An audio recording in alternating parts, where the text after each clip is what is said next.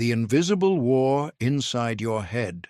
Every single day, before you even open your eyes, the battle has already begun. Not on a battlefield somewhere far away, not in a boardroom or a courtroom. The war is happening inside the quiet, invisible space between your ears. And most of the time, you don't even realize you're fighting it. Think about the last time you woke up and, within minutes, your mind had already handed you a verdict. Today's going to be rough. I still haven't finished that project. What's the point? These aren't random whispers. These are the opening moves of a mental pattern that has been running so deep for so long that it feels like the truth. It feels like you. But here's what no one told you. It isn't. Imagine a woman named Sarah. She lives in Melbourne, Australia. She's 34 years old, runs a small graphic design business, and by anyone's outside measurement, she's doing well. Her clients are happy. Her apartment is tidy. She goes to yoga twice a week. But every morning, Sarah wakes up, and the first thought that arrives, before the coffee, before the news, before a single word is spoken, is, "I'm not good enough." It doesn't matter that she landed a major client last week. It doesn't matter that her partner told her she was brilliant just the night before. That single sentence, "I'm not good enough," shows up before any of that gets a chance to register. It has been arriving for so long that Sarah no longer notices it. She's stopped questioning it. She simply starts her day under its weight and then wonders why, by noon, she already feels exhausted. Sarah's story is not unique. It might be yours. Across the world, in a cramped apartment in Mumbai, in a high-rise office in São Paulo, in a quiet suburb outside Toronto, millions of people are waking up to the same invisible weight. Different words, different faces, same pattern. The mind, left on autopilot, defaults to negativity. And the most dangerous part, we've been told, this is just the way we are. It isn't. The way your mind churns out negative thoughts isn't a personality flaw. It isn't weakness. It's biology. It's the ancient wiring of a brain that was built over hundreds of thousands of years for one primary purpose: survival. Your ancestors didn't live in comfort. They lived in an unforgiving world where a moment's inattention could mean death. From predators, from rival tribes, from sudden illness. The brain that survived was not the optimistic one. It was the vigilant one. The one constantly scanning for threat. The one that remembered every danger more sharply than every pleasure. Neuroscientists call this negativity bias. Your brain is literally engineered to notice, record, and replay negative experiences more vividly than positive ones. Studies show that the brain processes threatening or unpleasant information roughly 5 times more intensely than neutral or positive information. That's not metaphor, that's biology. The problem is that the world you live in today is nothing like the world that wiring was built for. You're not running from lions, you're not defending territory with a spear, but your brain doesn't know the difference between a charging predator and a critical email from your boss. The threat detection system still fires. The stress hormones still flood your bloodstream. The alarm still blares. And so, a mildly awkward conversation becomes evidence that everyone secretly dislikes you. A small mistake at work becomes proof that you're fundamentally incompetent. A night of poor sleep becomes a signal that everything is falling apart. None of this is true. But it feels true, and that's the trap. Here's what happens in the body when negative thoughts dominate. The brain triggers the release of cortisol, the stress hormone. Within moments, your heart rate increases, your muscles tighten, your breathing becomes shallow, your digestive system slows, your immune system suppresses itself to redirect energy toward the perceived threat. In short, your body goes to war with a ghost. The cumulative effect of this, day after day, is devastating. Chronic anxiety leads to chronic inflammation. Chronic inflammation leads to fatigue, headaches, disrupted sleep, weakened immunity, and over time, to serious physical illness. The mind and body are not separate systems with a polite wall between them. They are one deeply intertwined conversation, and when the mind insists on danger, the body listens. But here's the part that changes everything. This system can be rewired, not by willpower alone, not by forcing yourself to think positive, not by pretending the difficult things aren't difficult, but through understanding, practice, and the deliberate cultivation of new mental patterns. Patterns that your brain is entirely capable of building because of a property that neuroscientists call neuroplasticity.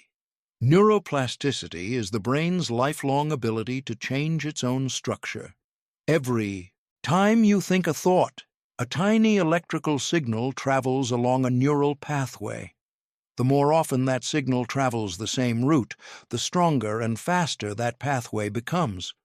This is why habits, mental or physical, become automatic over time. The brain is literally carved by repetition. The dark side of this? Negative thinking, repeated long enough, becomes a superhighway. The brain doesn't even have to try. The gloomy interpretation, the self-doubt, the worst-case scenario, they arrive instantly, smoothly, effortlessly, because they have been practiced for years. The good news? The same rule applies in reverse. New thoughts, practiced consistently, carve new pathways. Gradually, the old roots fade from disuse. The brain, your brain, can learn a different way of moving through the world. But before we can rebuild, we have to understand what we're actually dealing with. Because negative thoughts don't all wear the same face. They come in many forms, and some are far sneakier than others. There's the loud kind, the direct assault. You step up to give a presentation and your inner voice says, clear as a bell, "You're going to embarrass yourself." These are the thoughts you can hear, the ones with sharp edges. Then there's the quiet kind, the slow drip. These are the beliefs so old and so deeply embedded that they don't announce themselves as thoughts at all. They feel like facts. I'm just not a creative person. Relationships always get complicated for me. I don't have what it takes. These aren't dramatic. They're almost invisible. And that invisibility is exactly what makes them powerful. And then there are the somatic signals. The ones that arrive not in words, but in the body itself. The knot in the stomach before you open an email. The tension in your shoulders that shows up every Sunday evening as the new week approaches. The chest tightness that visits you at 3 a.m. and can't seem to explain itself. These are thoughts in disguise. The mind has already made an interpretation. The body is simply reporting the result. Learning to catch all three, the loud, the quiet, and the physical, is the first and perhaps most important skill in ending the cycle of negativity. Let's talk about a man named James. He grew up in a small city in northern England, the youngest of 4 children. His father was a strict man who believed in toughness over tenderness. Praise was rare. Criticism was the primary feedback tool. "You can do better," his father would say, not as encouragement but as judgment. James is now in his mid-40s. He runs a logistics company with 40 employees. By most measures, he's successful, but James has never quite felt successful. Every achievement is immediately followed by a sense of waiting. Waiting for the moment it unravels. Waiting for people to discover he doesn't really know what he's doing. Waiting for the fall. Psychologists call this imposter syndrome. But underneath the label is something more fundamental. A child who was told, in 1,000 small ways, that he wasn't quite enough. That message didn't stay in childhood. It migrated into adulthood, and disguised itself as James's inner voice, the voice that sounds like him, the voice that feels like reality. Here's what James and Sarah, and possibly you, need to understand. You are not your thoughts. This is not a platitude. It is one of the most practically useful insights in modern psychology, and when it lands, truly lands, it changes the way you experience your own mind entirely. A thought is not a fact. A thought is not a verdict. A thought is an event in the brain, electrical, chemical, temporary. It arises. It exists for a moment. Then it passes. Unless you grab it and hold on to it, unless you identify with it, unless you start treating it as though it were you. The moment you step back and observe a thought, rather than becoming it, you create distance. And in that distance, something remarkable happens. The thought's power shrinks. I'm not good enough becomes, I notice my mind is producing the thought, I'm not good enough. I'm going to fail becomes, there's a fear thought appearing right now. This shift from fusion to observation is the cornerstone of a practice called mindfulness, and decades of scientific research confirm that regular mindfulness practice literally changes the brain. The amygdala, the brain's alarm center, physically shrinks in volume in regular meditators. The prefrontal cortex, associated with calm reasoning and emotional regulation, grows stronger. You do not need to sit on a cushion for an hour a day to access this benefit. You need only practice the art of catching a thought, stepping back from it, and asking, is this true? Or is this just a story my brain is telling me? Most of the time, it's a story. Now, catching a thought is only the beginning. The next question is, what do you do with it? You don't fight it. Fighting a thought is like trying to flatten water with your fists. The more you resist, the stronger it seems. The Buddhist parable is apt here. When you try to push a thought away, you're still giving it your full attention. You're still in relationship with it. Instead, you acknowledge it. You name it. Hello, anxiety. I see you, self-doubt. This may sound strange, but the act of naming a mental state activates the prefrontal cortex, the rational brain, and reduces activity in the amygdala. It's not poetic, it's neurological. Then you let it move through you, like a storm front passing over an open landscape. You don't have to run from it. You don't have to invite it to stay. You simply allow it to be there, knowing that all thoughts, left alone, eventually dissolve. And here's the truth about the landscape. It doesn't change. The sky doesn't become the storm. You are the sky. The thoughts are weather. This distinction is not just comforting, it is functionally transformative. Before we move into the deeper work of rewiring your mental patterns, pause for a moment and consider this. You've already been doing this, in some form, for your entire life. Every time you've taken a breath before responding to something difficult. Every time you've slept on a decision. Every time you've caught yourself being unfair to yourself and chosen a kinder perspective. You are already practicing this. The difference between now and before is that you're going to do it intentionally. You're going to stop letting the default programming run your life. You're going to start making conscious choices about which thoughts you water and which you let wilt. And over time, not overnight, but over deliberate and consistent time, the landscape of your inner life is going to change.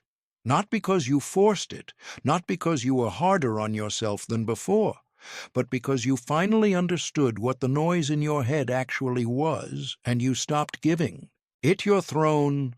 The invisible war inside your head has a winner, and it can be you. But first, you have to choose to show up for it. Before we go any further, let's pause on something that may feel deeply uncomfortable: the degree to which your current reality has been shaped by thoughts you never consciously chose. This is not about blame. It's about agency. because the moment you truly see how much of your inner life has been running on automatic, on patterns you absorbed rather than selected, on conclusions you inherited rather than examined, is also the moment you realize that the story isn't over. It was never fixed. The ending hasn't been written yet. There's a concept in psychology called the attributional style, the habitual way a person explains events to themselves. Research by Martin Seligman and his colleagues identified that people who consistently explain negative events as permanent, pervasive, and personal. This always happens. It affects everything. It's my fault. Are significantly more likely to experience depression and learned helplessness than those who see negative events as temporary, specific, and situational. That's not a minor finding. It means that the story you tell yourself about why bad things happen to you, whether you see setbacks as evidence of your permanent inadequacy or as specific events in specific circumstances that will pass, has measurable consequences for your mental health, your resilience, and your life outcomes. And the attributional style is not fixed. It can be examined, it can be challenged, it can change. Let's say you don't get a promotion you felt you deserved, the permanent personal explanation. I'm not cut out for this. I never get what I work for. There's something about me that they don't respond to. The temporary situational explanation. I didn't get this promotion. Maybe my communication with the decision-makers needed to be stronger. There's something I can learn here, and there will be other opportunities. Both responses start from the same fact, but they lead to profoundly different emotional experiences, different behaviors, and different futures. You have practiced your attributional style for years, perhaps for decades. It doesn't shift overnight, but it shifts through awareness, through deliberate re-examination, through the slow and persistent practice of asking better questions. Here's one of the most powerful questions you can develop the habit of asking whenever something difficult happens. What else could this mean? Not the worst possible meaning, which is where the automatic pilot goes, but genuinely, what else could this mean? What are two other interpretations of this situation that are equally plausible? When you practice this consistently, you begin to discover that most situations are genuinely ambiguous, that the catastrophic meaning is one interpretation, not the only one, and often not even the most probable one. This is not wishful thinking. It's more rigorous thinking. It's refusing to accept the first conclusion as the only conclusion and holding the situation up to a broader light. Think also about the difference between a mistake and a failure, because the language we use internally matters enormously. A mistake is specific, bounded, and instructive. It's an error in a particular situation that can be understood, addressed, and learned from. A failure, as the word tends to be used internally, is categorical. It's a verdict on a person rather than an assessment of an event. I got that calculation wrong is a mistake. I'm bad at numbers is an identity claim. I was harsher in that conversation than I intended to be is a mistake. I'm a bad person is a category. I missed that deadline is a mistake. I can't be trusted is a label. The mind in its worst moments tends to convert mistakes into failures, events into identities, moments into forever. Learning to catch this conversion, to say, wait, I'm describing a specific thing as though it were an absolute truth, is one of the most practically useful skills you can develop. You made a mistake. Full stop. Not, you are a mistake. Not, you are fundamentally the kind of person who makes mistakes. A specific thing happened in a specific moment, and it can be worked with.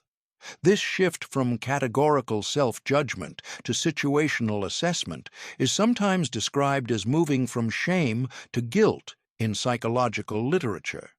Not the religious connotations, but the technical ones. Shame is, I am bad.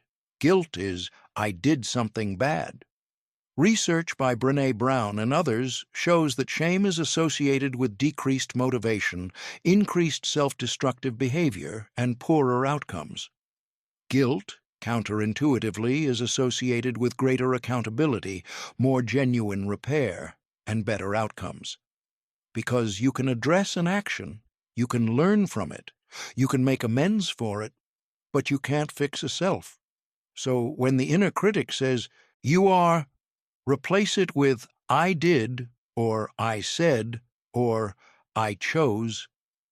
Specific, bounded, workable. Now let's address something practical that many people wonder about. What about the thoughts that seem genuinely true? Not every negative thought is distorted. Some situations really are difficult. Some relationships really are problematic. Some fears have genuine basis. The goal of this work is not to wrap every experience in a sunny story. Sometimes the honest assessment is, yes, this is hard. Yes, this is a real problem. Yes, I am struggling. The difference is this. A genuine assessment is clear, specific, and oriented toward action. This project is behind schedule, and I need to communicate with my team and adjust the plan is a genuine assessment. Everything is falling apart. I'm a disaster. It will never work out, is catastrophizing in the clothing of honesty. The test is, does this thought help me navigate the situation? Or does it paralyze me? A clear-eyed recognition of a real problem with specific components and actionable elements is not negative thinking. It's reality assessment, and it's what capable people do. The goal is not to become someone who never sees problems or pretends everything is fine. It's to become someone who sees problems, not as verdicts, and who can engage with them from a place of agency rather than despair. That distinction between reality and catastrophe, between problem and doom, is one worth returning to again and again as a navigational tool. Because the goal of all this work is not positivity, it's freedom. Freedom to see clearly, feel fully, act wisely, and live, actually live, in the one and only life that is yours. Here's what makes this moment in history different from any other. We have never had more information about how the mind works. And yet, paradoxically, mental health challenges have never been more widespread. Depression and anxiety affect hundreds of millions of people globally. Rates of burnout, loneliness, and psychological distress are at historic highs. We know more about the brain than any generation before us, and yet we are struggling. Why? Part of the answer is structural. Economic inequality, social disconnection, the pace of modern life, the collapse of community structures that previously provided meaning and belonging. These are real, and they matter. But part of the answer is something more intimate. We have not been taught in any systematic way how to be with our own minds.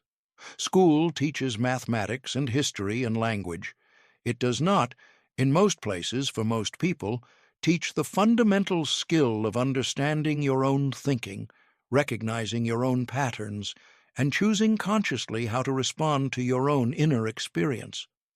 Most people receive their instruction in mental life from the environment that shaped them, their families, their cultures, their experiences of success and failure, love and rejection.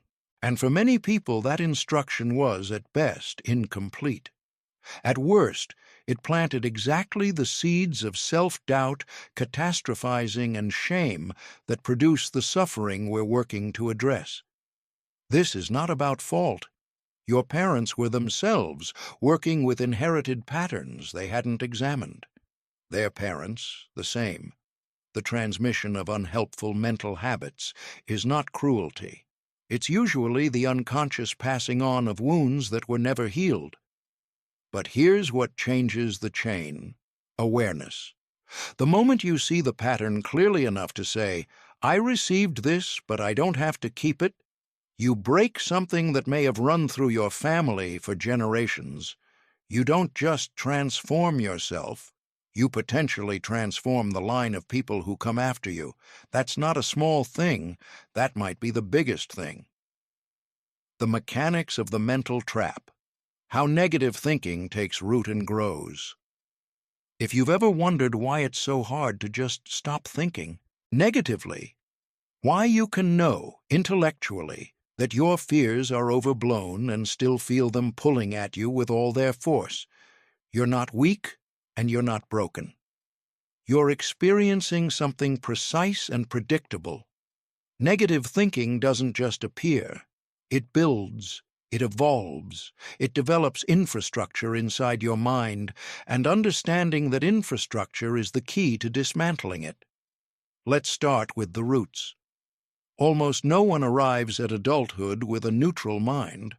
By the time most people reach their 20s, their inner mental landscape has already been significantly shaped, not by their own choices, but by the environments they were placed in before they could choose anything at all. Think of a girl named Amara, raised in Lagos, Nigeria, in a household that valued achievement above almost everything else. She was bright, curious, full of questions, but very early on she learned that results mattered more than effort. When she brought home a grade of 85, the response was, "What happened to the other 15 points?" No one meant harm. Her parents wanted the best for her, but Amara internalized a message that would follow her for decades. Good is never enough. Only perfect will do.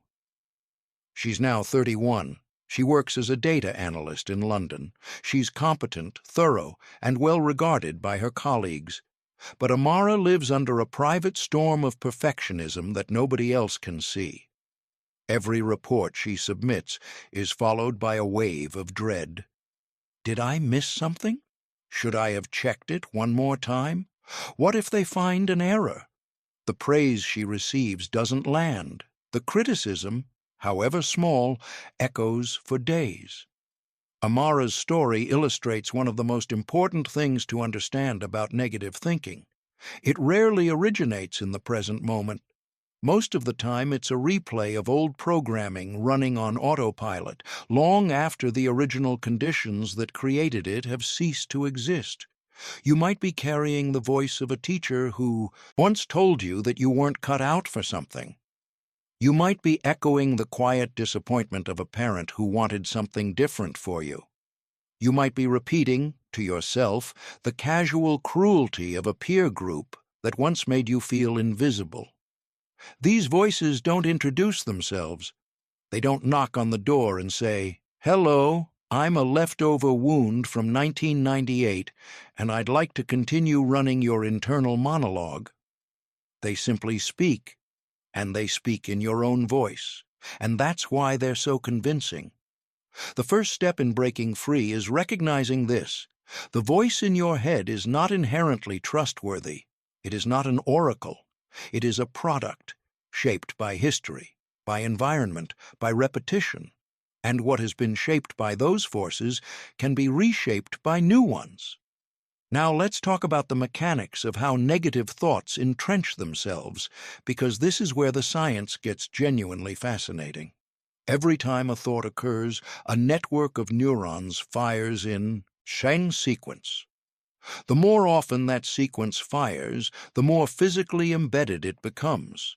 Synapses strengthen, myelin sheaths thicken, and the pathway becomes faster and more automatic. This is Hebb's law in neuroscience. Neurons that fire together, wire together. What this means, practically, is that every time you think, "I can't do this," and feel the accompanying flood of anxiety, you are strengthening a circuit. You're not just having a thought, you're building a road. And the more you travel that road, the smoother it gets, until eventually the car drives itself there without you even noticing you've started moving. This is why negative thinking feels so effortless and so hard to stop. It isn't just a habit in the casual sense of the word. It is, in a very literal neurological sense, a pathway carved into the architecture of your brain. But, and this is the part that changes everything, the same process works in reverse. Every time you interrupt a negative thought pattern, every time you choose a different interpretation, every time you redirect your attention toward something constructive, you are weakening the old pathway and beginning to build a new one, not instantly, not dramatically, but progressively, reliably, biologically. The brain doesn't know you're trying to be happier. It simply responds to what you practice. Now, negative thinking doesn't operate in isolation. It has a family of supporting structures, cognitive patterns that psychologists have studied extensively and named with clinical precision. Understanding these patterns is like turning on the lights in a dark room. Once you can see them, they lose a great deal of their power. The first and most pervasive is what's called all-or-nothing thinking. The world is divided into absolute categories: success or failure, worthwhile or worthless, loved or unloved. There's no middle ground, no spectrum, no complexity allowed. A project that is 80% successful is registered as a failure because it wasn't 100%. A relationship that is mostly good, but sometimes difficult, is categorized as broken. Think of a young man named Tariq, studying medicine in Karachi. He's in his 3rd year, working hard, genuinely dedicated, but he failed one examination. One, work for nothing. Everything that work for nothing. Everything that contradicts this narrative. The examinations he passed with distinction, the professors who have praised his clinical instincts, the patients who have responded well to his care, is simply filtered out. The brain, in its all-or-nothing mode, is not interested in a nuanced picture. It wants a verdict, and it's already decided on the guilty one. This connects to the second pattern: mental filtering. The mind selects one negative detail from an experience and focuses on it so intensely that the entire experience becomes tainted. It's like putting a single drop of ink in a glass of clear water. The ink doesn't fill the glass, but you can't help but see it everywhere.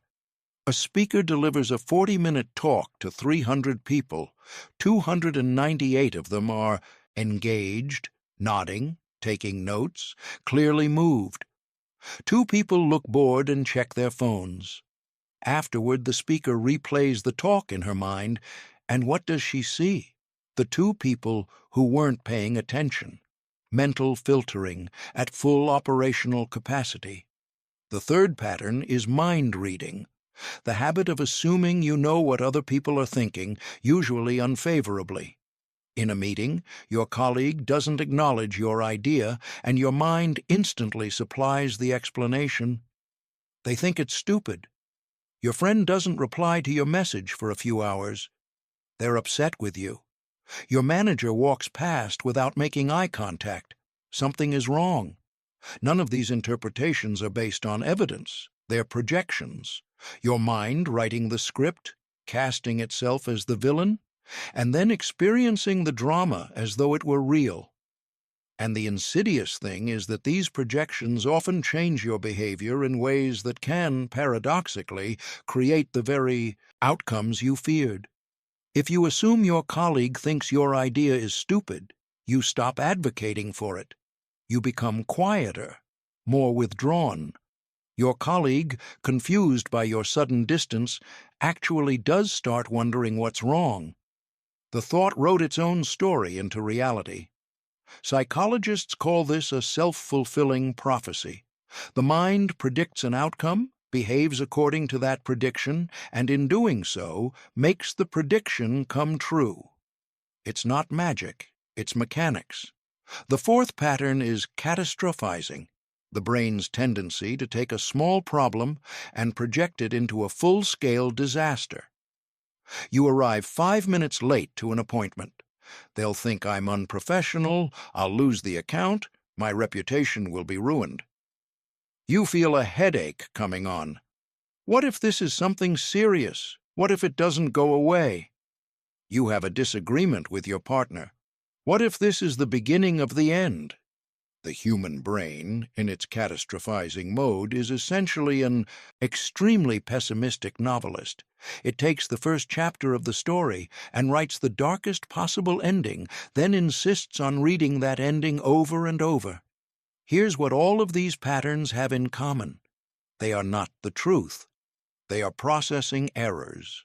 They are the result of a system designed for survival, applying its logic to situations that don't require survival tactics. And once you can name them, once you can see them operating and say, "That's mental filtering," or "That's catastrophizing at work again," they lose their disguise. A thought that is named is a thought that is no longer fully automatic. And a thought that is no longer fully automatic is one you can begin to work with. Let's return to Amara for a moment. When she sits with her report, heart thudding, certain she's missed something catastrophic, she is experiencing a collision of several patterns at once. Mental filtering, focusing only on potential errors; catastrophizing, certain that any mistake will have dire consequences; and all or nothing thinking, the work is either perfect or it's failed. If Amara could step back and say, "I recognize what's happening here. My brain is in threat detection mode. It's performing its old routine. This is not evidence that something is actually wrong," she would begin to interrupt the cycle. Not eliminate it overnight, but interrupt it. And interruption, repeated consistently, is how change begins. Now let's talk about the body, because you can't address mental patterns without acknowledging that the mind and body are not two separate systems having a polite conversation through a wall. They are one continuous system, and the messages move in both directions. When you experience a negative thought, your brain triggers a physiological response. Cortisol and adrenaline flood the bloodstream. The heart rate increases, muscles tense, breathing shallows. These responses were designed for physical emergencies, to give you the speed and strength to fight or flee. But when the trigger is a thought, not a tiger, not a car crash, not a physical threat, all that physiological arousal has nowhere to go. The cortisol has no battle to fight. The adrenaline has no distance to run, so it lingers in the system. And over time, chronic stress from chronic negative thinking takes a measurable toll. Disrupted sleep, weakened immune response, increased inflammation, cardiovascular strain, digestive problems, and a sustained erosion of what neuroscientists call executive function. Your ability to focus, plan, make decisions, and regulate your emotions. But here's the equally important flip side. Just as a thought can trigger a physical stress response, a physical change can interrupt a mental stress cycle. When you take a slow, deliberate deep breath, not a gasp, not a sigh, but a truly slow, diaphragmatic breath, you activate the parasympathetic nervous system. The vagus nerve sends a signal to the brain. Slow down. No emergency. Stand down. Cortisol begins to drop. Heart rate decreases. Muscle tension softens. This is not relaxation as a luxury. This is a literal neurological off switch for the threat response system, and it is available to you at any moment, anywhere, completely free of charge. Posture does the same thing. Research by Amy Cuddy and others has shown that body posture influences hormone levels. When you hunch, shrink, fold inward, as people naturally tend to do when anxious or depressed, you reinforce the physical state of threat. But when you straighten your spine, open your chest, lift your gaze, you send a different signal. Testosterone, associated with confidence and assertiveness, rises. Cortisol drops. The body influences the mind as much as the mind influences the body. Think about what this means practically. In a moment of spiraling anxiety, you have immediate physical tools. You don't have to wait for your thoughts to cooperate. You can change the channel from The body side. Breathe slowly. Sit or stand tall. Feel your feet on the floor. Look up and ahead, not down and inward. In doing these things, you are not pretending the anxiety isn't there. You are giving your nervous system a different instruction. You are creating conditions in which the anxious thought can be met with a calmer brain, which is far better equipped to examine it honestly. This is the foundation. This is where the work begins. Understanding the origin of your negative thoughts, in biology, in history, in the environments that shaped you, doesn't excuse them or make them inevitable. It contextualizes them. It removes the personal condemnation.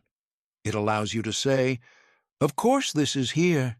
It makes complete sense that it's here. And also, I don't have to keep living under it." Because here's what the science also shows. The brain that wired itself for negativity through years of practice can wire itself differently through different practice. The road can be rerouted. The defaults can be reset. And the beauty of this process is that it doesn't require you to have a perfect past, or ideal circumstances, or some unusual amount of willpower. It requires only that you begin to pay a different kind of attention. That's the key that unlocks everything else. Attention. Where you place your attention consistently is where your mental world grows. And you get to choose, more than you've been taught to believe, where that attention goes. In the next part of this journey, we're going to move from understanding the patterns to actively breaking them, from recognizing the trap to learning how to walk out of it. Not in theory, but in practice, with real tools that you can begin using immediately. The foundation has been laid. Now let's build. Let's take a closer look at something that doesn't get enough attention in conversations about negative thinking: the role of shame. Shame is different from guilt. Guilt says, "I did something wrong." Shame says, "I am something wrong." And while guilt, uncomfortable as it is, can actually motivate repair and growth, shame tends to do the opposite. Shame makes people hide, withdraw, become defensive, or attack. It's the feeling that, at some fundamental level, you are defective, and that if other people really knew you, they would confirm it. Shame lives in secrecy. It thrives in the dark. And negative thinking is one of its primary vehicles. The internal critic that says, "You're stupid, you're unlovable, you don't deserve this," is not trying to help you. It believes, at some level, that harsh self-judgment is protective, that if you judge yourself harshly enough, you'll be prepared for others' judgment. You won't be blindsided, you'll have already absorbed the blow. But it doesn't protect. It simply delivers the blow in advance, repeatedly, from the inside. Understanding shame, recognizing its presence in the inner monologue, changes your relationship with negative thinking at a foundational level. Because once you see that the critic isn't offering useful feedback, but rather protecting a very old wound, you can begin to respond to it differently, not with more self-attack, not with dismissal, but with something closer to compassion. I see what this is. This is the old story. This is the wound, not the verdict. The antidote to shame, as researcher Brené Brown has written extensively, is empathy, including self-empathy. When we speak our shame aloud to someone who can hear it without judgment, it loses power. When we recognize our struggle as a human one, shared, understandable, not uniquely damning, it stops feeling like evidence of our defectiveness and starts feeling like evidence of our humanity. You are not uniquely broken. Everybody is fighting this battle in some form. The specific content differs. The underlying human experience of self-doubt, fear, and the longing to be enough, that's universal. And there is immense relief in recognizing it as such. Here's something important about the process of mental change that often gets skipped over: The middle zone is uncomfortable, and that discomfort is not a sign that the work isn't working. When you begin to interrupt old negative patterns, catching thoughts, questioning them, choosing different perspectives, there's often an initial period where things feel strangely unstable. The old certainties, even though they were painful, were at least familiar. When you challenge them, there's a period where you're between worlds. The old story is losing its grip, but the new one hasn't yet taken hold with full conviction. This liminal space can feel unsettling, even scary. This is normal. This is, in fact, exactly what change feels like from the inside. Think of learning to drive on a new side of the road if you've moved to a different country. For a while, every junction is a conscious, uncomfortable effort. The automatic pilot keeps wanting to take over and default to the old pattern. You have to stay deliberate, stay attentive, override the ingrained response again and again. It's effortful, and it feels unnatural. And then, over time, the new pattern begins to take over. The deliberate effort gradually becomes less effortful. The new way begins to feel more natural. The old pull weakens. This is neurological. This is exactly what's happening in the brain. The old pathway, deprived of practice, begins to weaken. The new pathway, built through consistent use, becomes stronger and faster. Eventually, the new default emerges, not because you forced it, but because you built it. But there's an important caveat here. The middle zone is when most people give up. It's not working, they say, but what they mean is, it doesn't feel automatic yet. And of course it doesn't. That comes later, through continued practice. The people who ultimately transform their relationship with their minds are not the ones with the most willpower or the strongest initial motivation. They're the ones who keep going through the uncomfortable middle. Persistence, not perfection. Persistence. One more practice worth naming explicitly because of its somewhat counterintuitive nature: acting as if. This is often dismissed as fake positivity, and done poorly, it can be. But there's a version of this that is genuinely neurologically effective, and it's based on a simple principle. Behavior changes feeling, at least as much as feeling changes behavior. You don't have to feel confident to act confidently. You don't have to feel hopeful to take a hopeful action. You don't have to feel capable to begin a capable task. In fact, the feeling often follows the action rather than preceding it. When you take an action that aligns with who you want to be, even when every anxious impulse is screaming otherwise, you generate an experience that the brain records. I did that even though I was scared. I showed up even though I doubted myself. I spoke up even though the inner critic said it was a bad idea. These experiences accumulate. They become evidence, real evidence, lived evidence, stronger than any affirmation, that you are capable of moving through fear. And that evidence gradually changes the internal story.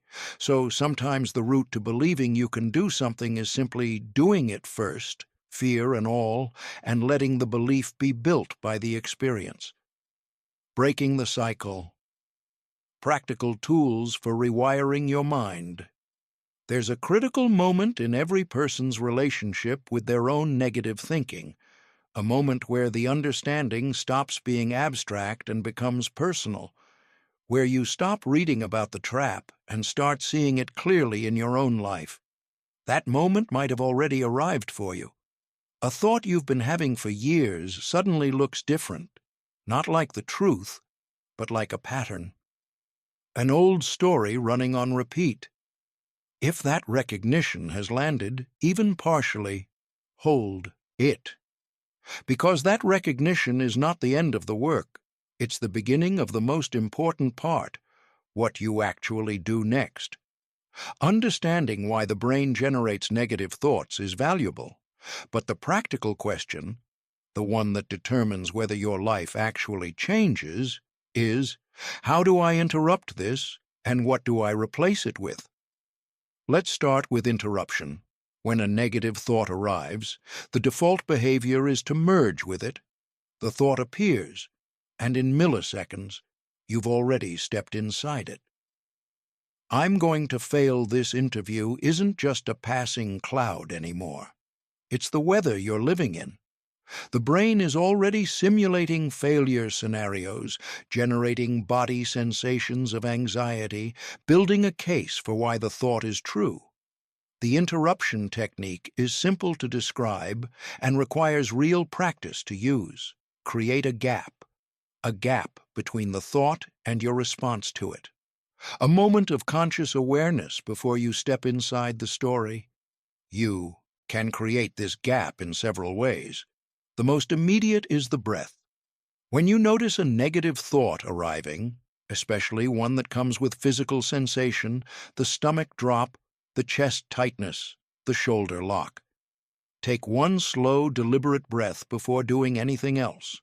In through the nose for 4 counts. Hold for 2. Out through the mouth for 6. This isn't ceremonial, it's physiological.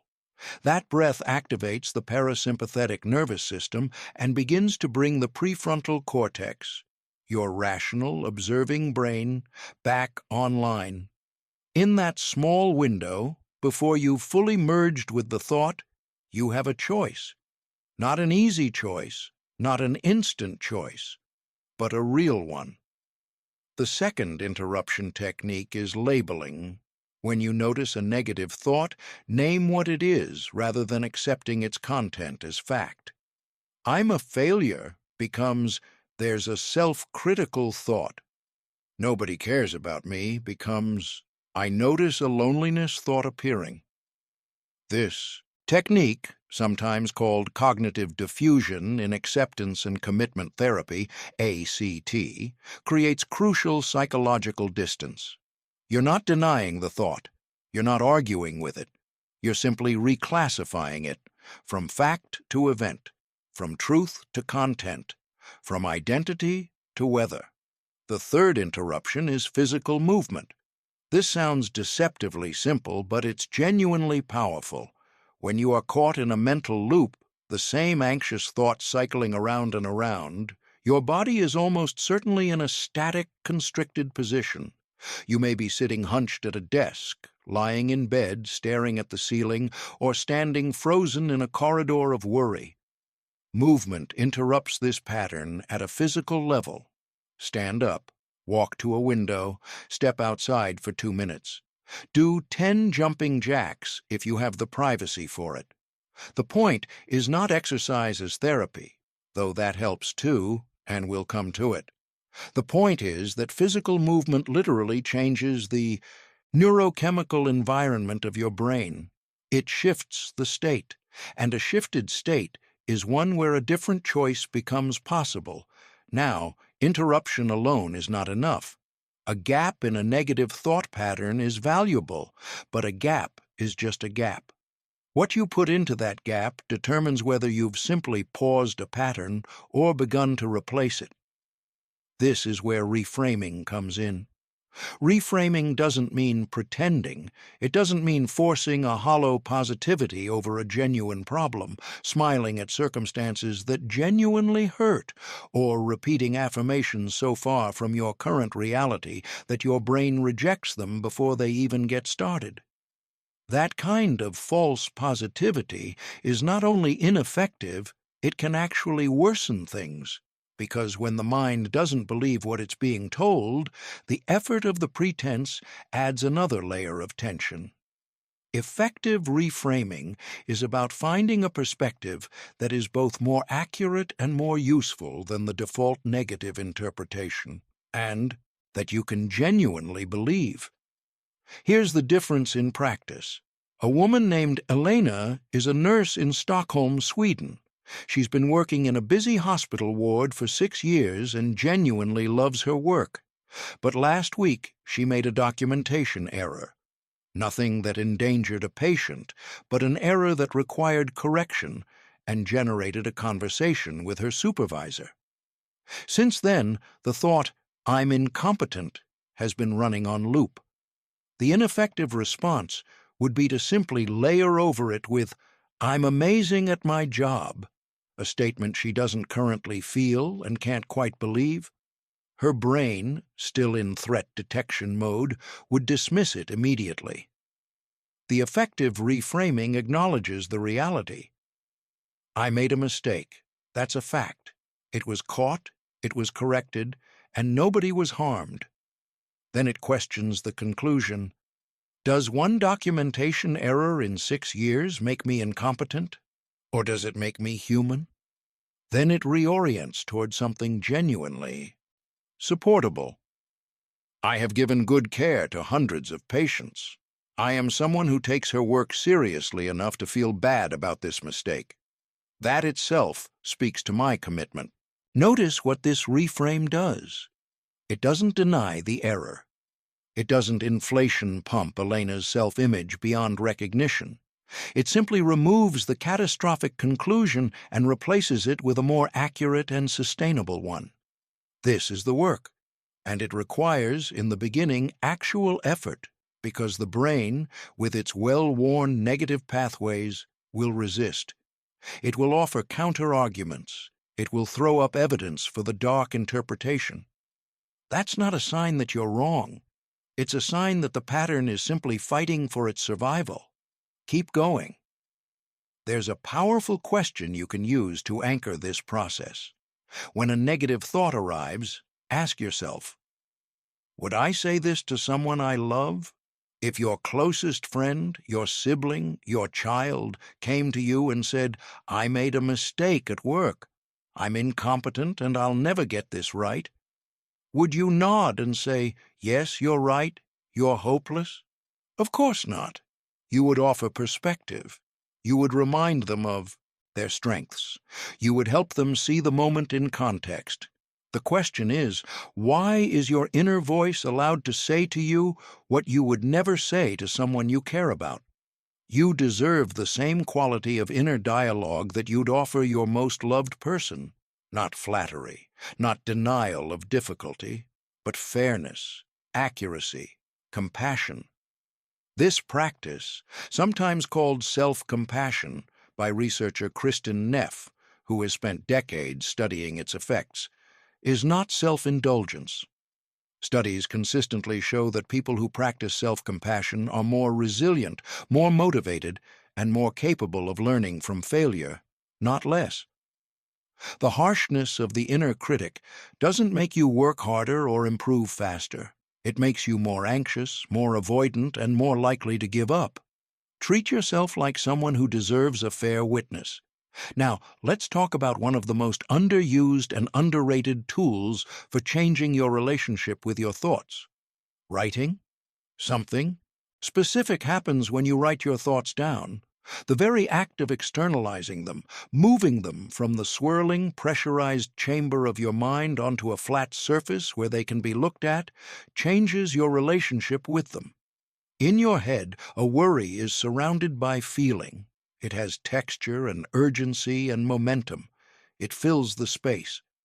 But on a page, the same thought takes up maybe 20 words. It sits there, small, containable, available for examination. There's a practical exercise that many therapists recommend called a thought record. When you notice a negative thought that's causing distress, you write down 1. The situation. What actually happened factually, without interpretation? 2. The thought, exactly what your mind said about it? 3. The emotion. How that thought made you feel, and how intensely? 4. The evidence for what actually supports the thought being true. 5. The evidence against what contradicts it or makes it less absolute. 6. The balanced perspective, a more accurate, fair summary of the situation. 7. The outcome, how you feel now compared to before. This isn't a magic formula. It's a structured way of doing something the anxious or depressed brain finds very difficult to do naturally, seeing both sides, looking for counter-evidence, arriving at something more nuanced than the worst-case story. A man named David lives in Cape Town, South Africa. He's 47, recently divorced, adjusting to living alone for the first time in 15 years. The thought that haunts him most is, "I'll be alone for the rest of my life." When he writes it down and works through it, the situation: he had a quiet weekend with no social plans. The thought, "I'll be alone for the rest of my life." The emotion, deep sadness, fear, very intense, 8 out of 10. Evidence for, he is currently living alone. He hasn't been on a date since the divorce. He's not sure how to meet people at his age. Evidence against, he has friends who have called recently. He has colleagues who include him in lunches. He has reached out to a few people, and they responded warmly. He is 47, not 87. He has rebuilt his life significantly in other areas. Balanced perspective. Right now, I'm in a transition period that feels very lonely. That's real, but this moment is not my whole future. Outcome: still sad. About 5 out of 10. But not terrified. Notice that David didn't conclude, "Everything is wonderful." He's still sad, and it's appropriate to feel sad during a difficult transition. But the thought shifted from a life sentence to a current experience. And that shift matters enormously, because a life sentence is paralyzing, while a current experience is something you can move through. Now let's address something important: the role of the body in all of this. Throughout this section, we've talked about the mind, thoughts, reframes, cognitive tools. But the body is not an afterthought in this process. It is, in many ways, the front line. There's a reason therapists and coaches talk so much about exercise. Not because exercise is a magic cure for mental illness. It isn't, and it's important not to oversimplify. But consistent physical movement reliably changes brain chemistry in ways that directly support mental resilience. Aerobic exercise, in particular, increases levels of BDNF, brain-derived neurotrophic factor, sometimes called fertilizer for the brain, which promotes the growth of new neural connections. It increases serotonin and dopamine. It reduces cortisol. It produces a neurochemical environment in which the brain is simply better equipped to work with difficult thoughts. You don't need to train for a marathon. A 30-minute walk, 3 or 4 times a week, produces measurable benefits. The key is consistency, not intensity. Sleep is equally critical. When you are chronically sleep-deprived, the amygdala, the brain's alarm center, becomes hyper-responsive. Threats seem bigger. Risks seem more probable. The prefrontal cortex, which applies rational context and emotional regulation, is less able to do its job. A tired brain is a brain that's running on fear mode. Protect your sleep, like the non-negotiable mental health resource it is. Nutrition matters too, though perhaps not in the ways you'd expect. The gut-brain axis is a real and well-studied pathway. The gut produces a significant proportion of the body's serotonin. Chronic inflammation, often diet-related, is increasingly associated with depression and anxiety. This doesn't mean you need to follow a perfect diet to have a healthy mind, but it does mean that what you eat is not separate from how you think and feel. Together, these physical foundations, movement, sleep, nutrition, create the biological conditions in which mental work is possible. Trying to rewire your thinking while chronically sleep-deprived and sedentary is like trying to build a house in a flood. The conditions work against you. So, before you pick up the mental tools, make sure the ground beneath them is solid.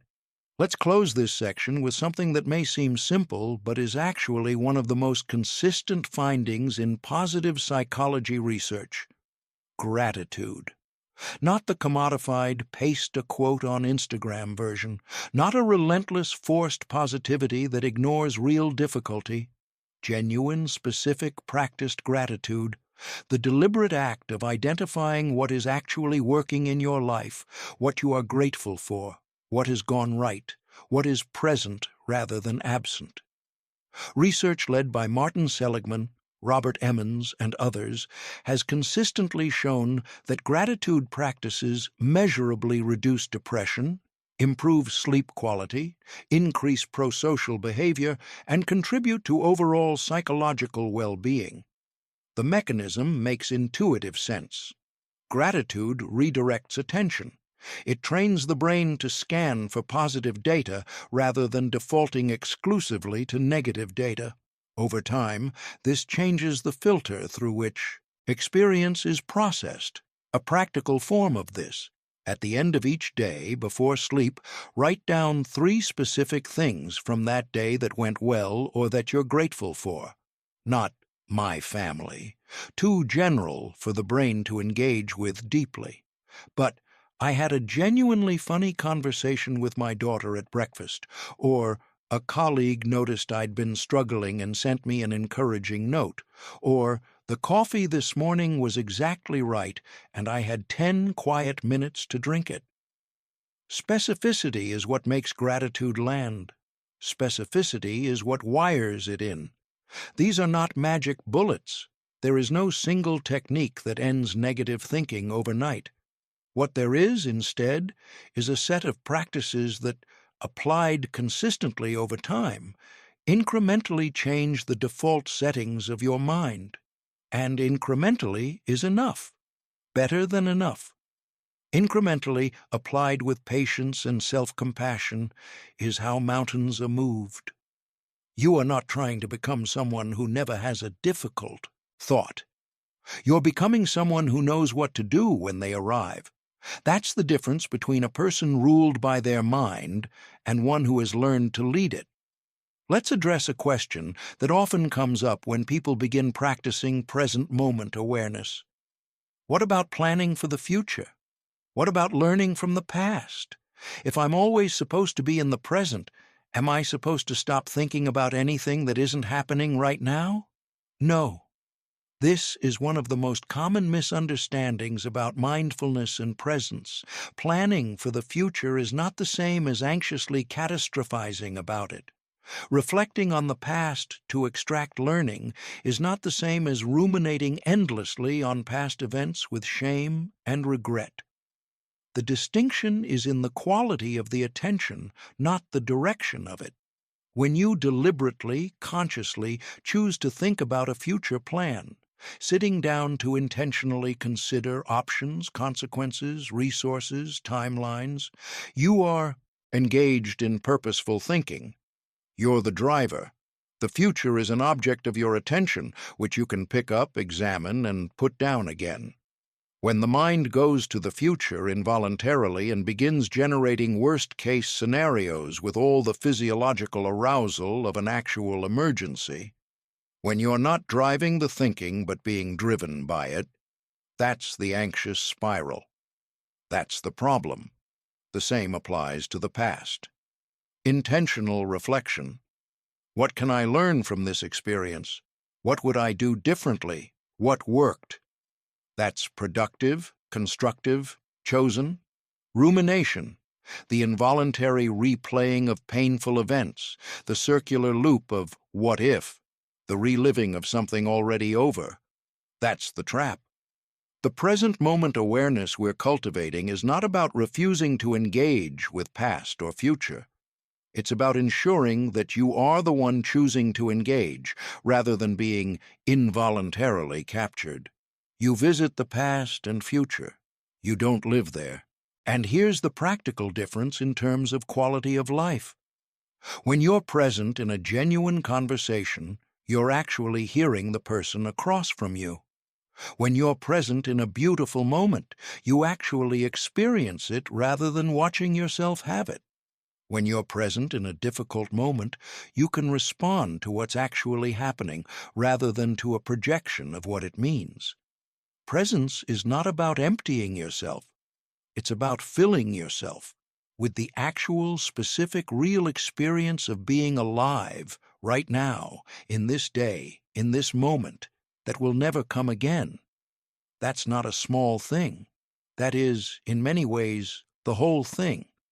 Another dimension of this work that deserves attention is the relationship between silence and mental health. In the modern world, silence has become genuinely rare. There is almost always noise, background music, a podcast, a television, a phone notification, ambient conversation.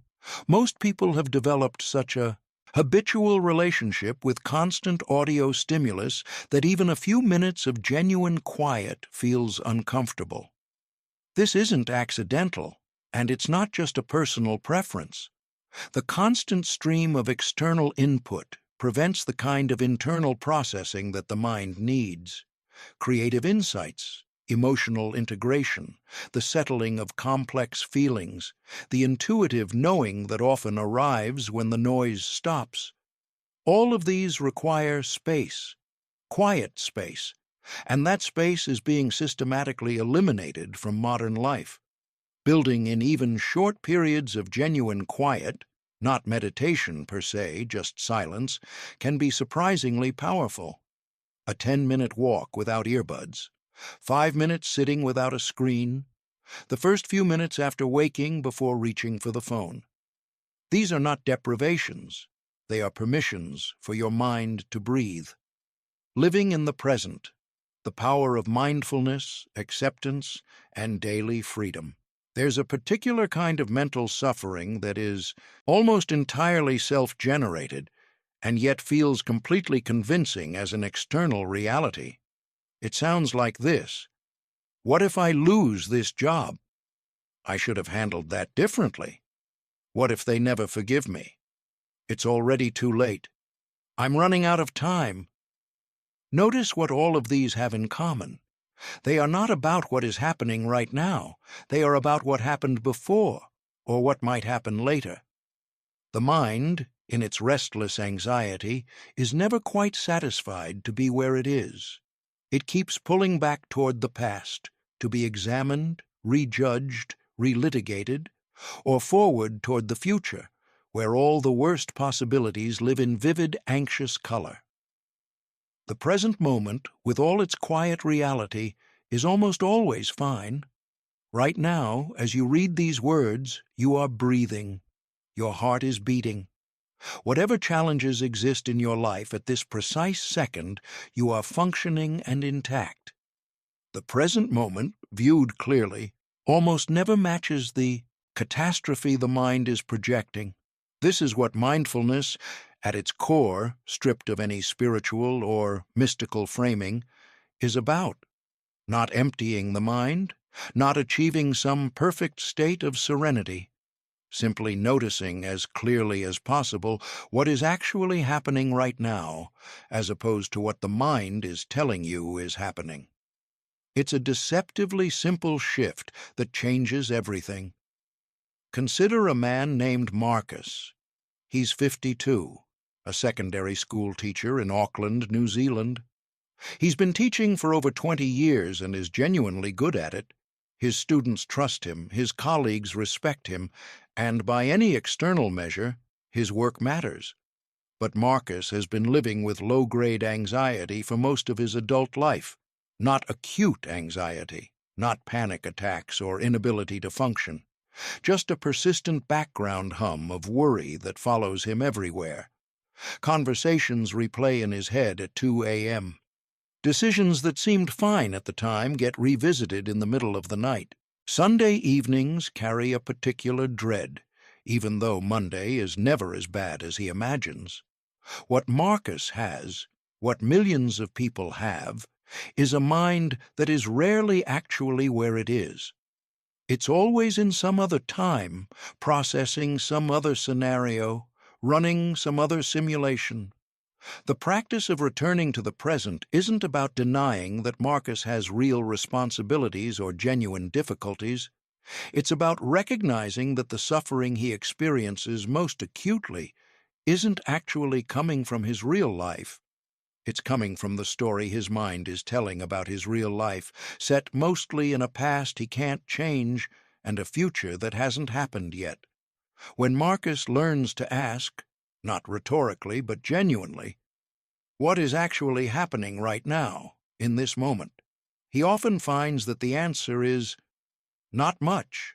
A classroom, a lesson, some students, autumn light through the windows, his own breath, things that are manageable. The practice is to keep returning to that question, gently, without judgment, over and over, because the mind will keep wandering. That's not a failure. That's what minds do. And each time you notice it has wandered and you bring it back, you have completed one repetition of a mental exercise that builds genuine resilience. Let's talk about what mindfulness actually does to the brain, because this isn't mysticism, it's neuroscience. In a landmark study at Harvard, researchers found that just 8 weeks of mindfulness practice produced measurable changes in brain structure. The amygdala, associated with fear, anxiety, and threat response, showed reduced gray matter density. The hippocampus, associated with learning, memory, and emotional regulation, showed increased density. The prefrontal cortex showed increased activation. In plain language, a sustained mindfulness practice literally reshapes the brain toward calm and away from threat. Not as a side effect, not as a placebo, as a documented, measurable, biological change. You don't need to meditate for hours a day to access this benefit. Research suggests that even 10 to 15 minutes of daily practice, sustained over weeks and months, produces significant effects. The key word is sustained. This is not a one-day cure. It's a long game, but one in which every day you play moves you forward. How do you begin? Start with the simplest possible entry point, your breath. Not controlling your breath, not performing a specific breathing technique, just observing it. For 5 minutes, sit in a quiet place and simply notice your breath. The sensation of air moving in through your nostrils, the slight rise and fall of your chest or belly, the brief pause at the top of the inhale and the release of the exhale. Your mind will wander, within seconds, probably. A thought will arrive, a task you need to do, a worry, a memory, a random association. That's not a problem. That's the practice revealing itself. The moment you notice your mind has wandered is the most important moment. That noticing is mindfulness. Gently, without self-criticism, bring your attention back to the breath. Each return is a repetition. Each repetition strengthens the capacity for present-moment awareness. Over time, this capacity begins to transfer to everyday life. You start noticing your thoughts in the middle of a difficult conversation. Oh, I've gone into threat mode here, in a way that creates just enough distance to choose a different response. You notice the familiar anxiety beginning to coil in your chest before a challenging situation, and you recognize it for what it is, a conditioned response, not a verdict, rather than being swept away by it.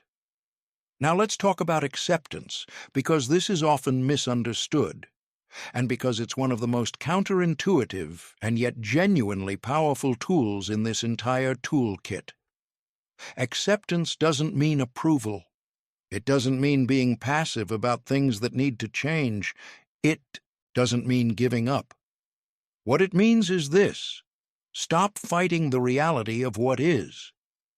When you experience a difficult thought and immediately resist it, telling yourself, "I shouldn't be thinking this.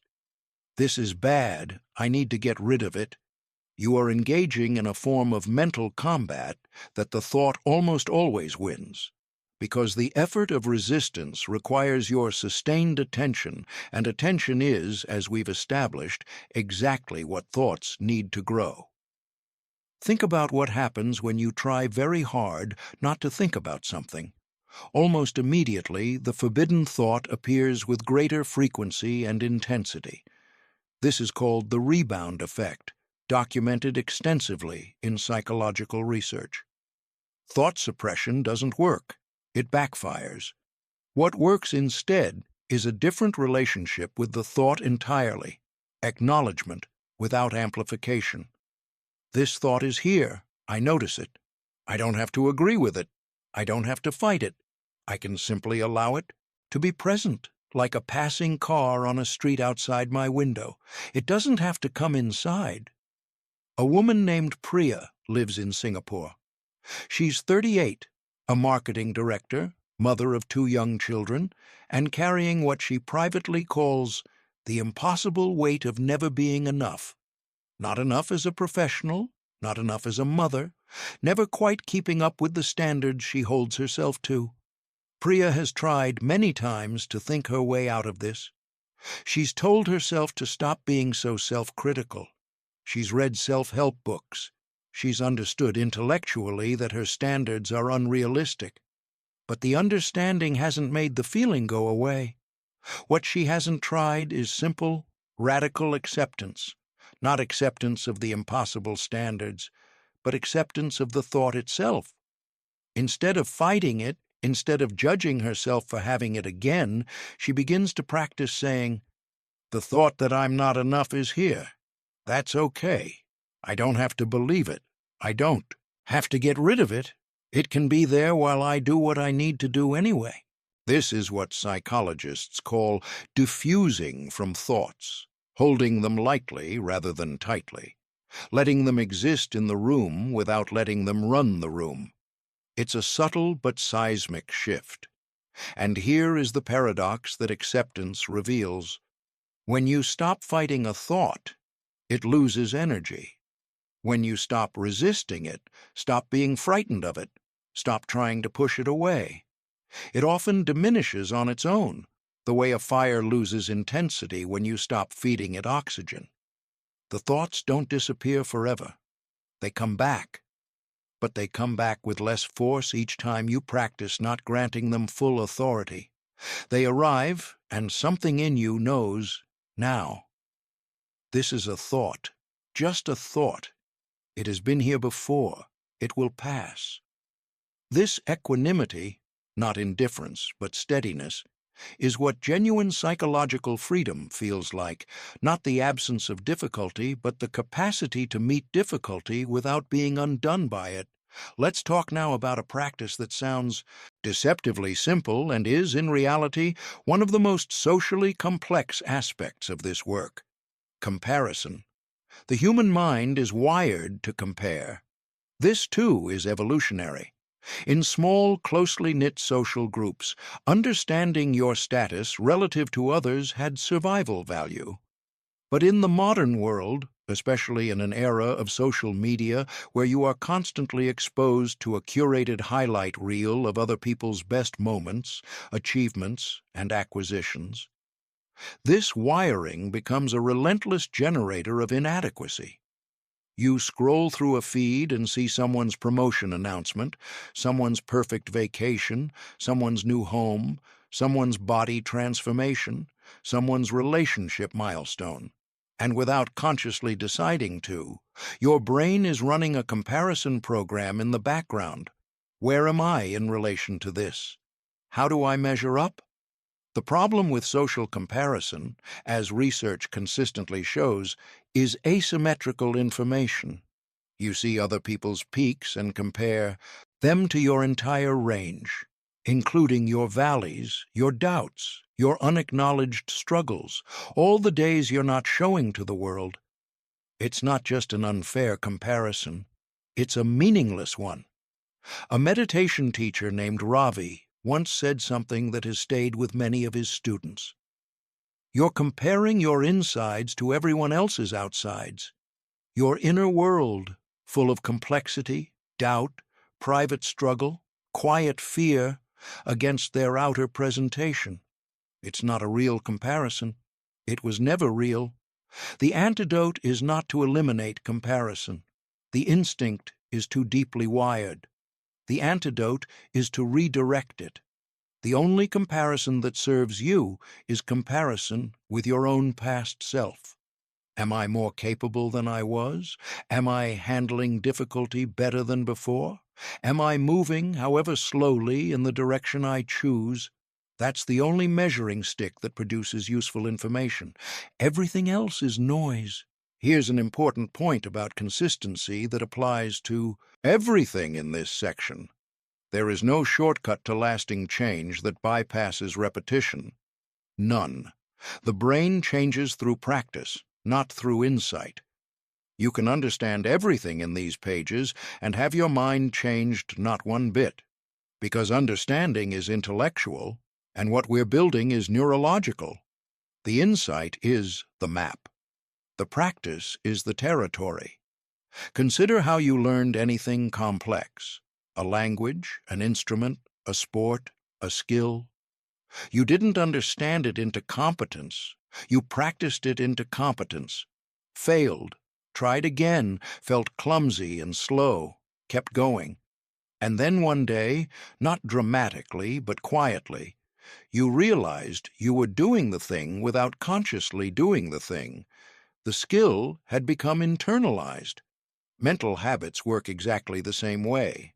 You won't feel in the beginning like the reframes are working. You won't feel in the beginning like the mindfulness is doing anything. You'll catch a negative thought, label it, choose a different interpretation, and then 5 minutes later the same thought will be back. That's not failure. That's exactly how this process works at the beginning. You're not failing. You're practicing. The neurological changes are cumulative and mostly invisible from day to day.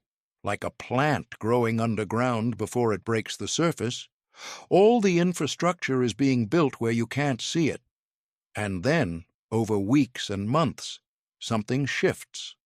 The thought comes, and instead of the old flood of certainty, there's a moment of lightness, a small but genuine recognition.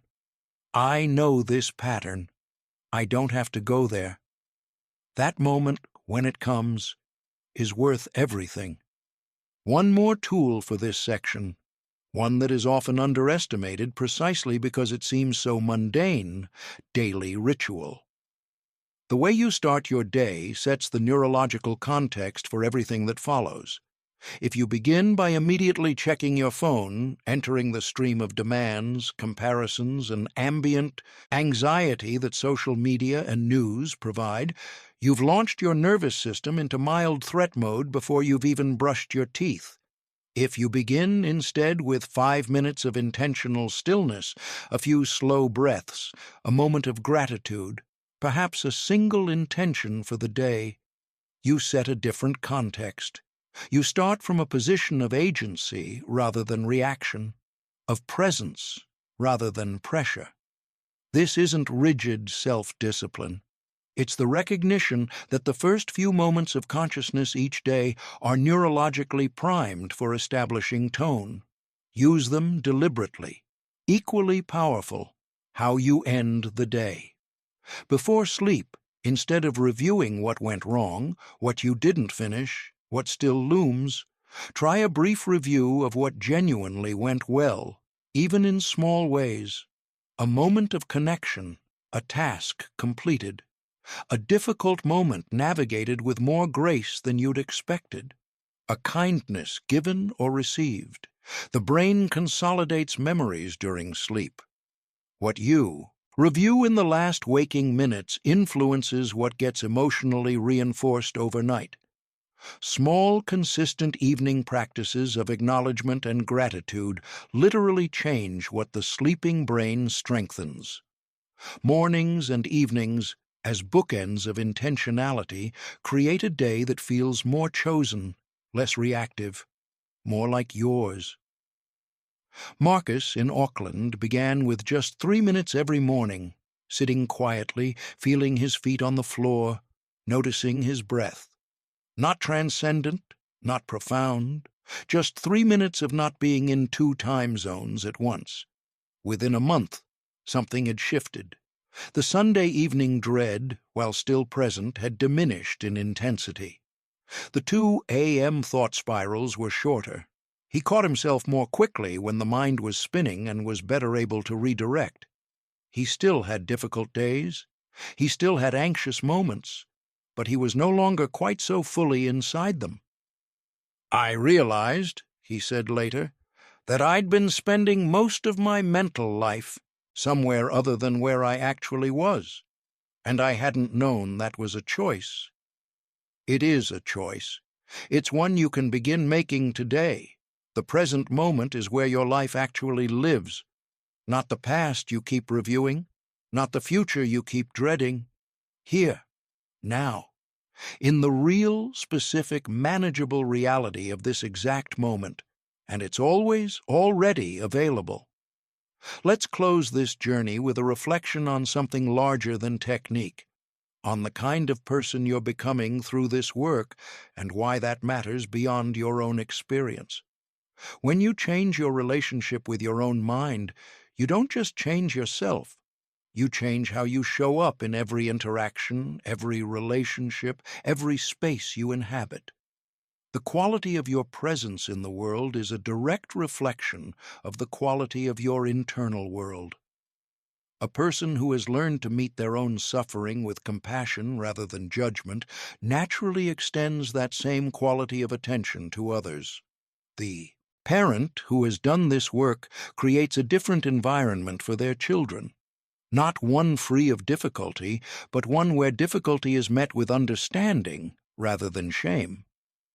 The leader who has done this work builds a different kind of team, one where mistakes are used for learning rather than punishment, where uncertainty is acknowledged rather than denied, where people feel safe enough to do their best work. The teacher who has done this work changes what students learn beyond the curriculum, not because the teacher talks about psychological health.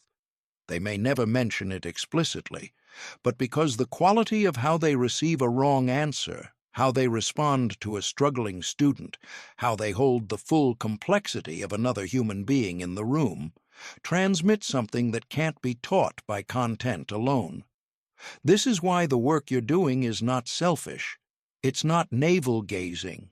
It's not a retreat from the world's real problems. It is, in its own quiet way, one of the most genuinely impactful things you can do, not just for yourself, but for everyone whose life intersects with yours. A calmer presence in a room changes the room. A more compassionate voice in a conversation changes the conversation. A mind less enslaved by fear and self-protection is a mind more capable of genuine connection, of genuine creativity, of genuine contribution.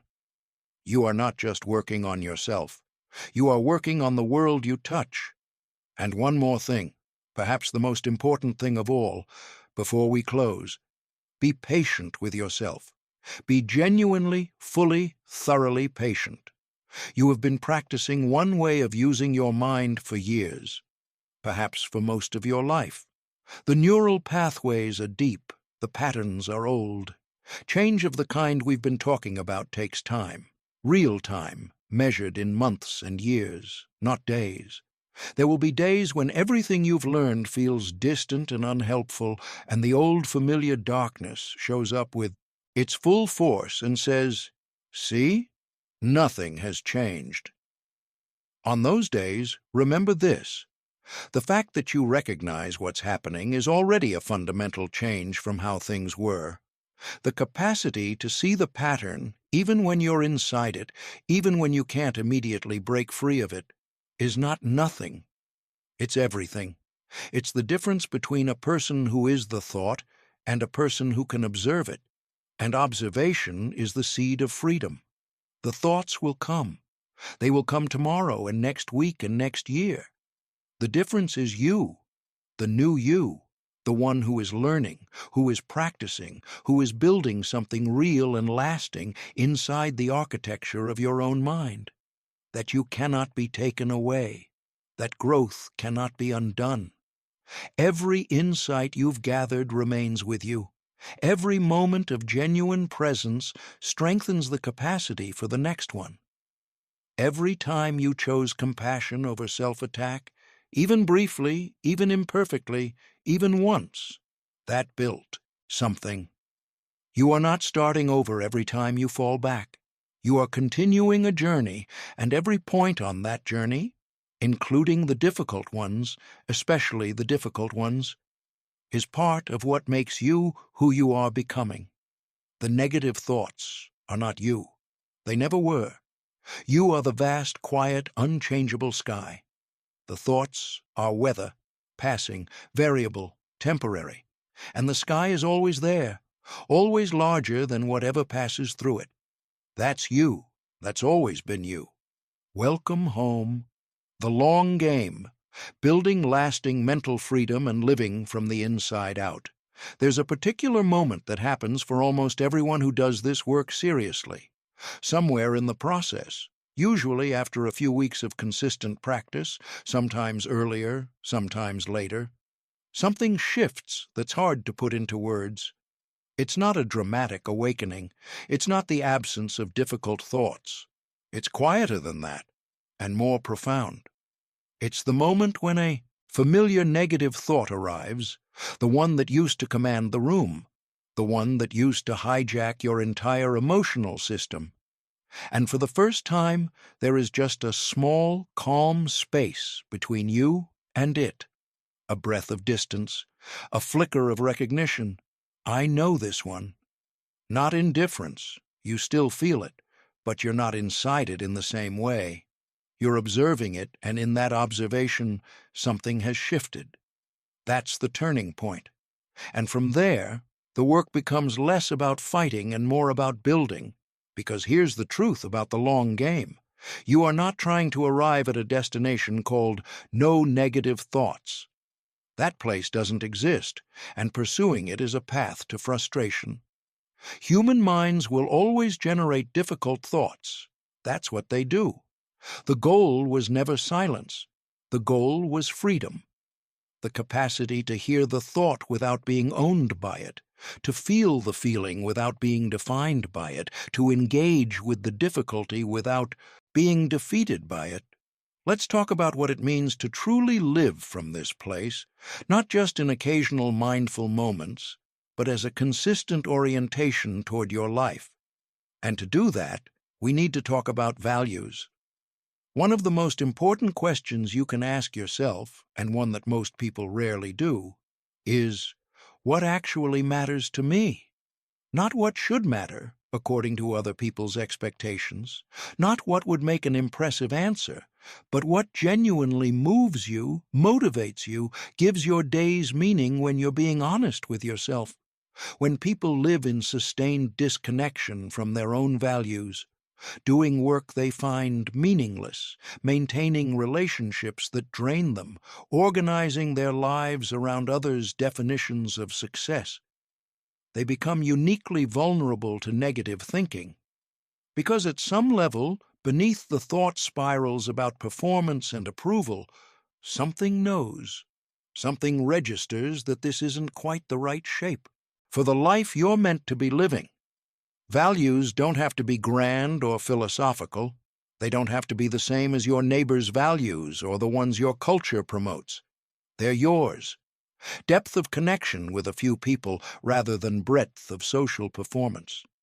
Creative expression even when it earns no money. Time in nature. Learning for its own sake. Contributing to your community. Raising children well. Making beautiful things. These are as legitimate as any conventional marker of success. When you act in alignment with your values, even in small, imperfect ways, something settles in the psyche. The anxious mental noise doesn't disappear, but it operates against a background of rightness, of being on the path you chose, and that makes it far more manageable. When you consistently act against your values, out of fear, social pressure, or habit, the mental noise has no stable ground to settle on, and it amplifies. Think of a woman named Claudia in Buenos Aires. She's 44 years old and has spent the last 15 years building a career in corporate law that pays extremely well and earns her respect from everyone who knows her. But Claudia privately knows that what she actually loves, what she has always loved since she was a girl drawing at the kitchen table, is visual art. She paints on weekends, alone, when no one is looking, and describes it as the only time she feels fully alive. Claudia has been dealing with a kind of free-floating anxiety for most of her career. She's performed well, she's been successful. But underneath the performance has been a growing sense of wrongness, of living someone else's life, that has fed an undercurrent of quiet despair she can't quite name. The negative thinking Claudia battles every week is not incidental to this disconnect. It is, in part, a symptom of it. A life built primarily on fear, fear of disappointing her family, fear of financial insecurity, fear of judgment, rather than on her own values, produces a mind that lives in chronic defense mode. This doesn't mean Claudia has to immediately abandon her career and pursue art full-time. Life is complex, responsibilities are real, financial security matters, but it does mean that no amount of positive thinking or cognitive reframing will fully quiet the noise while the fundamental disconnection remains unexamined. The long game includes honest conversations with yourself about what you're building and why, not as an indulgence, but as a necessity, because the most resilient minds are not the ones that fight hardest against negative thoughts. They're the ones grounded most firmly in who they actually are and what they actually value. Let's talk about relationships, because this work doesn't happen in isolation. The people you spend the most time with are, in a very real sense, environmental factors in your mental health. Not because other people are responsible for your thoughts or your well-being. They aren't. But because the minds around you are constantly influencing the quality of the mental environment you inhabit. A person who spends most of their social time with people who default to complaint, catastrophizing, and competitive negativity will find their own mind drifting in those directions. Not through weakness, but through the entirely natural process of social mirroring. Human brains are deeply responsive to the mental states of those around us. Mirror neurons, social contagion, co-regulation. These are documented mechanisms, not poetry. This doesn't mean you need to abandon everyone who isn't already operating at peak psychological wellness. Life doesn't work that way. But it does mean paying attention to the quality of the mental space created by your relationships. Some conversations leave you lighter and more capable. Others leave you feeling drained, small, or anxious. Both are useful data. You can't always choose who shares your workplace or your family, but you can be intentional about who you seek out, who you invite into deeper connection, whose voices you amplify in your inner world. And over time, surrounding yourself, even partially, even imperfectly, with people who approach their lives with something like constructive engagement genuinely supports your own capacity to do the same. Consider also the content you consume. In an age of infinite media, social platforms, news cycles, streaming, podcasts, algorithmic feeds, the mind is constantly being fed, and what it's fed matters. Platforms and news cycles are, by design, optimized for engagement, and anxiety, outrage, and threat generate engagement more reliably than warmth, nuance, and complexity. This is not a conspiracy. It's just the logic of the attention economy. But the practical result is that if you spend significant time in that environment, your brain is being marinated in a threat signal. This doesn't mean avoiding current events or living in denial of real-world problems. It means being intentional about when and how much you engage, and being willing to ask, is this making me more informed and better equipped to engage with the world? Or is it making me more anxious, more helpless, and more convinced that everything is irreparably broken? Both questions have honest answers. Pay attention to which one applies. Now let's talk about the return, because it's inevitable, and because how you handle it determines everything. You will, at some point in this journey, feel like you've regressed. The thought pattern you'd been managing so well comes back with a vengeance. The anxiety that had quieted resurges. The self-criticism returns louder than before, maybe after a setback, a failed project, a difficult conversation, a painful loss, maybe for no clear reason at all.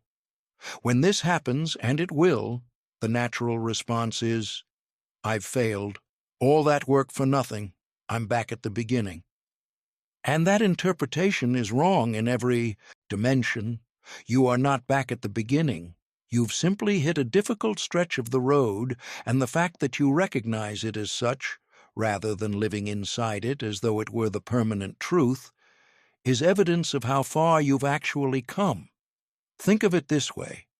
Before this work, when the self-critical spiral came, you were inside it without knowing you were inside it. You didn't see it as a thought pattern. You saw it as the truth. Now, even in the difficult moment, some part of you knows, this is the old pattern, this is the anxious brain at work, this is not the whole story. That knowing, even if it doesn't immediately change how you feel, is irreversible. You can't unsee what you've learned to see, and it makes every return more navigable than the last. The most useful thing you can do in a moment of regression is exactly what you've been practicing.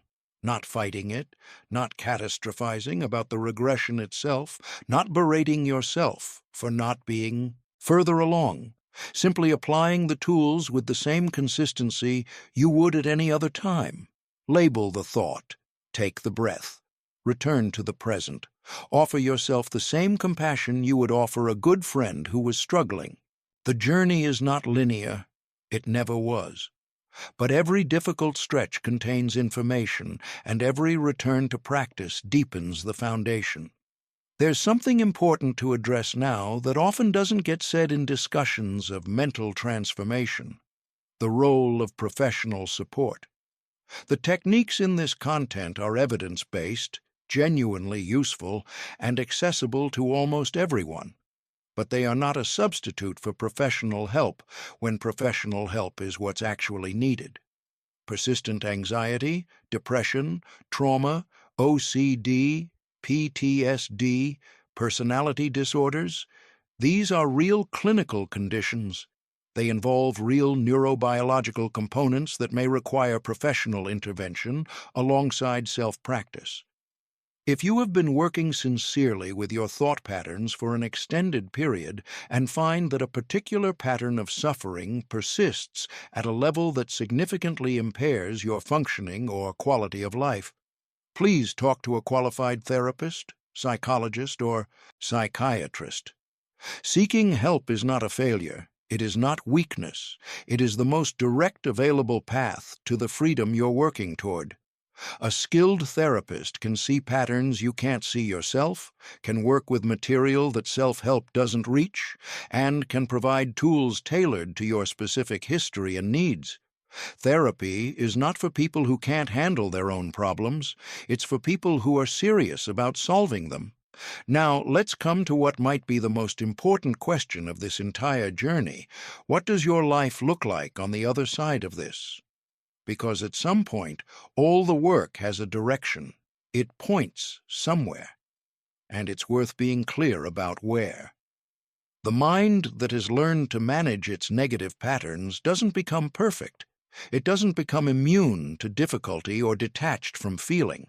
In fact, people who do this work often find that they feel things more fully than before, because the habits of avoidance and suppression have loosened and there's more room for genuine emotional experience. What changes is the quality of the relationship with experience. Difficulty arrives and is met with curiosity rather than dread. A mistake is noticed, examined, learned from, and released rather than carried for weeks. A fear is acknowledged and then walked through rather than organized around. Relationships deepen because the compulsive self-protection begins to soften. Creativity expands because the censoring inner critic loosens its grip. And in the ordinary moments, the ones that used to pass unnoticed because the mind was always somewhere else, there is something new, a quality of presence, of actually being here in your life, rather than perpetually rehearsing the next crisis or reviewing the last one. A morning cup of coffee noticed and tasted rather than consumed anxiously while checking a phone. A conversation with a child fully heard rather than half attended while distracted by tomorrow. A sunset actually seen, not photographed for later, not half registered as background, but genuinely quietly received as the beautiful thing it is. These are not small things. They are, arguably, the things. The capacity to be here, in your actual, specific, unrepeatable life, is what mental freedom ultimately gives you. Not the absence of problems, not the elimination of difficulty, but the presence to experience what's actually happening, which includes everything: the joy, the grief, the ordinary, the remarkable, the easy, the hard, all of it yours, all of it real. Think about the people we've met throughout this journey. Sarah in Melbourne, who wakes up each morning to the voice that says, "I'm not good enough." James in northern England, waiting for the life he's built to be taken away. Amara in London, trapped in perfectionism's endless cycle. Elena in Stockholm, carrying one mistake like a label. Tariq in Karachi, one exam away from giving up. David in Cape Town, convinced his loneliness is permanent. Marcus in Auckland, living most of his life somewhere other than where he is. Priya in Singapore, never quite enough. Claudia in Buenos Aires, painting alone on weekends and calling it stealing time. These are not fictional archetypes designed to illustrate a point. They are composites of real human experience, yours, perhaps, in some combination. The details are different. The pattern is the same. And the pattern can change. For every single one of them. For you. Not because you need to be fixed. Not because there's something fundamentally wrong with you that requires correction. But because the programs that are running your inner life were written by circumstances you didn't choose, and you have the capacity, the neurological, psychological, genuine human capacity, to write new ones, slowly, with practice, with patience, with the kind of self-compassion you've been told is weakness but is actually strength. The negative thoughts are not you. They never were. They are old software running on hardware that is far more capable than the software suggests. You are not the anxiety. You are not the self-doubt. You are not the inner critic or the catastrophizing narrator or the voice that says you're not enough. You are the one who notices all of that. And the one who notices can choose. That choice, made again and again in small moments, in ordinary days, across the whole arc of a life, is what freedom is made of. Not once, not perfectly, but persistently, courageously, with humor when you can manage it and compassion when you can't. The door is open. It has been open all along. Walk through it. One of the most important things you can do as you build these practices is to track your progress, not obsessively, not as another form of self-measurement and judgment, but simply as acknowledgement. Because the mind that is still steeped in negativity will naturally minimize its own progress. It will say, "I haven't changed enough. I still have the old thoughts. This isn't working fast enough." This is the negativity bias again, applied to the process of healing itself. So you need external evidence. A journal entry from 3 months ago compared to one from today. A conversation with someone who knew you before you started this work, who reflects back to you what they see. Your own memory of how you used to respond to a particular kind of challenge compared to how you responded last week. Progress in mental transformation is subtle. It doesn't announce itself. You rarely wake up and feel dramatically different. Instead, you notice gradually, that certain things that used to devastate you now just sting. That the recovery time from difficult moments has